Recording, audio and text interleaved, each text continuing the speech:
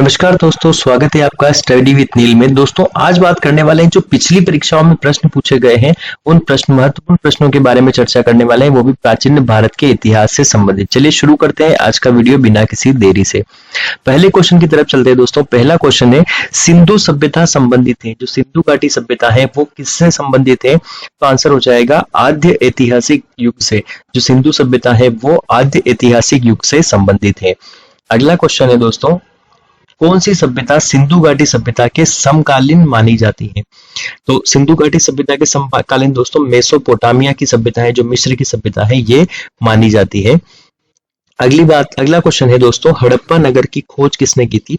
तो जैसा कि आपको पता होगा ये क्वेश्चन कि हड़प्पा नगर की खोज किसके द्वारा की गई थी? दयाराम साहनी के द्वारा की गई थी।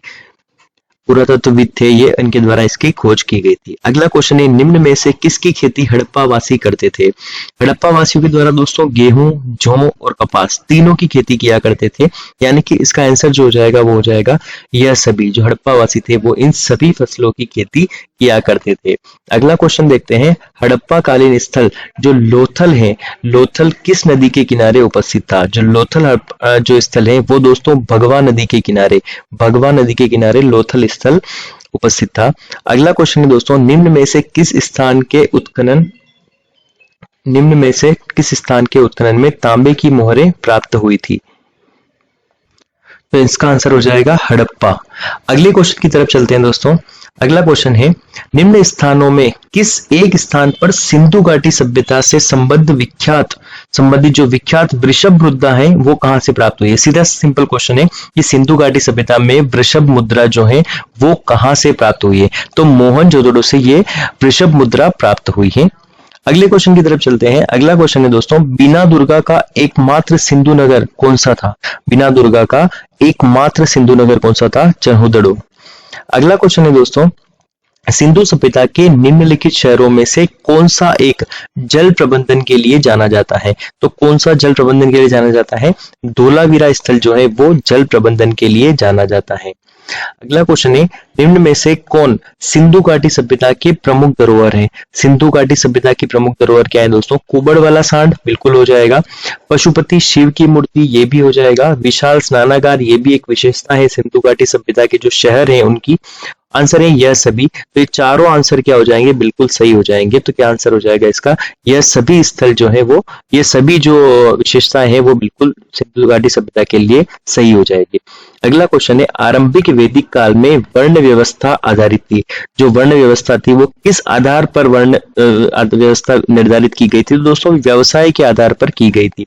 व्यवसाय के आधार पर मतलब जो व्यक्ति जो व्यवसाय या जो काम करता था उस हिसाब से उसका धर्म निर्धारित होता था।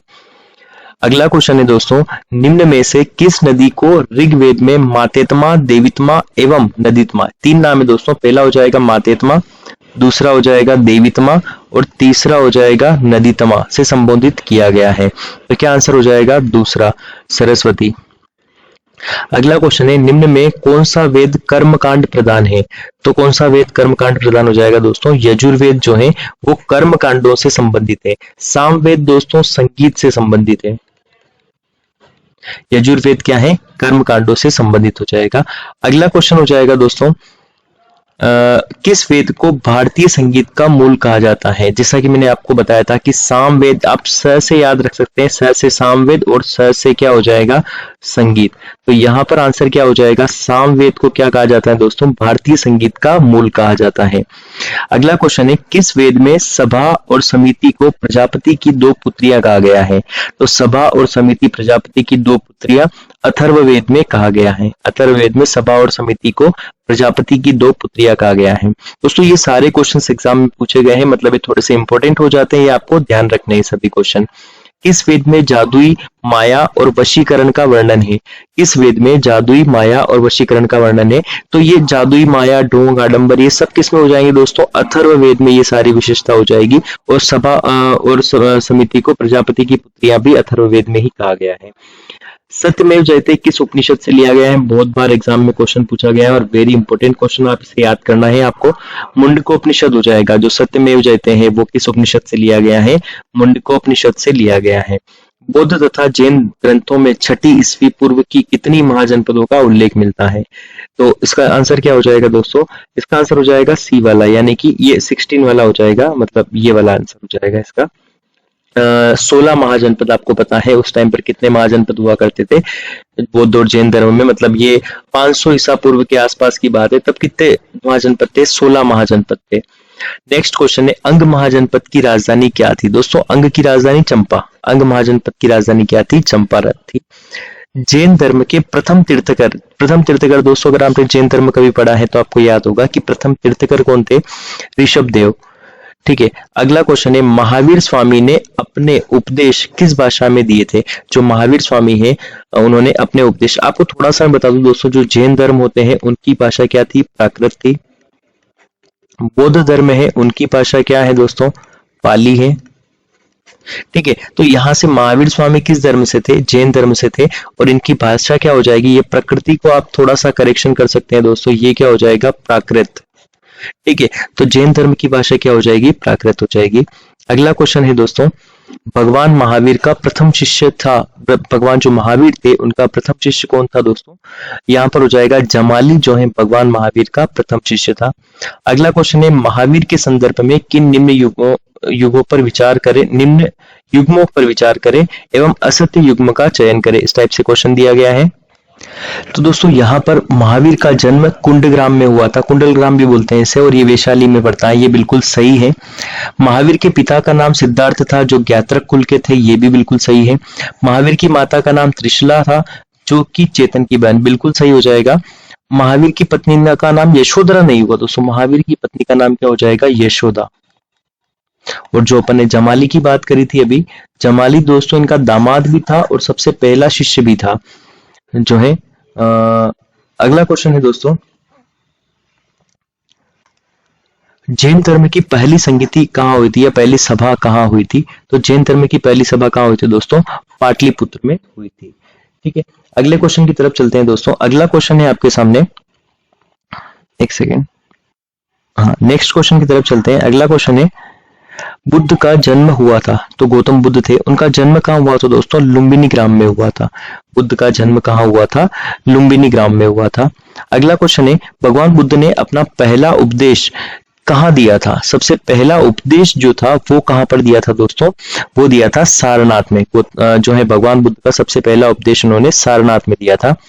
महात्मा बुद्ध को किस स्थान पर महापरिनिर्वाण प्राप्त हुआ था? महापरिनिर्वाण कहाँ प्राप्त हुआ था दोस्तों? कुशीनगर में गौतम बुद्ध को महापरिनिर्वाण प्राप्त हुआ था। ये क्वेश्चन आपको थोड़ा सा इंपोर्टेंट है, फिर से याद करने लायक है। अगला क्वेश्चन है, बौद्ध संगीतियों के 4 आयोजन का सही क्रम क्या है? दोस्तों अगर बौद्ध संगीतियों की बात की जाए तो 4 प्रमुख बौद्ध संगतियां हुई है, जिसको मैंने काका को रिवर्स में लिखवाया था, इसमें यहाँ लिख सकता हूँ, तो के ए, मतलब यहां से आप याद कर सकते हैं दोस्तों। ए से अजात शत्रु, क से कालाशोक, अ से अशोक और के से फिर से कनिष्क। लेकिन यहाँ पर याद रखने वाली बात है कि पहला ए अजात शत्रु के लिए है, दूसरा ए अशोक के लिए है।